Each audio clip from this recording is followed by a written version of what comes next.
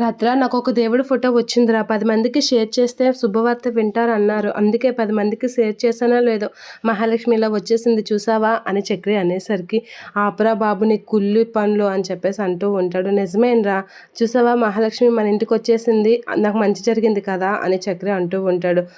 నీ చెత్త అని చెప్పేసి అంటూ ఉంటాడు. ఇక పెద్ది అయితే కాఫీ తీసుకొని వస్తూ ఉంటాడు. టీ తీసుకొని మహాలక్ష్మి దగ్గరికి వచ్చేసరికి మహాలక్ష్మి టీ తాగుతూ ఉంటుంది.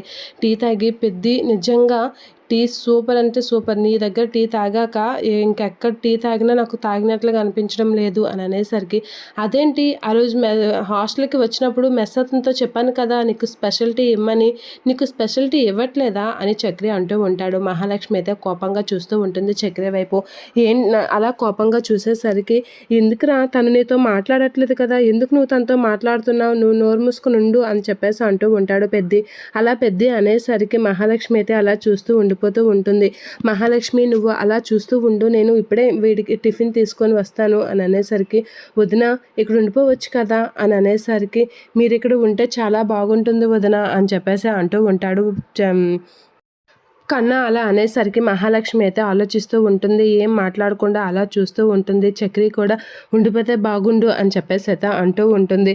అవునండి మీరు ఉండిపోవచ్చు కదా అని చక్రి అంటూ ఉంటాడు. కేశవ అయితే అలా చూస్తూ ఉంటుంది. కన్నా నీకు చెప్పాను కదా ఇబ్బంది పెట్టుకు మహాలక్ష్మిని అని, మహాలక్ష్మి వచ్చింది కదా చూసింది కదా అది చాలు, తనకు నచ్చితే వస్తుంది లేకపోతే లేదు, మీరు ఏమి ఇబ్బంది పెట్టకండి అని అనేసరికి, కావాలంటే వాడు కార్ల షెడ్లో ట్రావెల్స్లో ఉంటాడు లేవదున, ఇంటికే రాడు, కానీ నువ్వు మాత్రం ఉండవదునా, నువ్వు ఇక్కడ ఉండిపోవడమే కావాలి అని చెప్పేసి అనేసరికి, విన్నావరా కారుల షెడ్ అంట అని చెప్పేసి అంటూ ఉంటాడు కేశవ.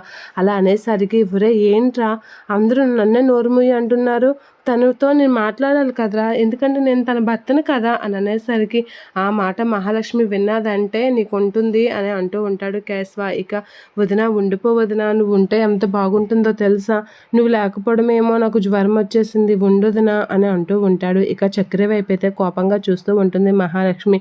నేనేమంటున్నానరా, నేను కూడా తప్పు చేశానని అన్నాను కదా, చేయలేదని అనలేదు కదా అని అంటూ ఉంటాడు కేశవతో చక్రి.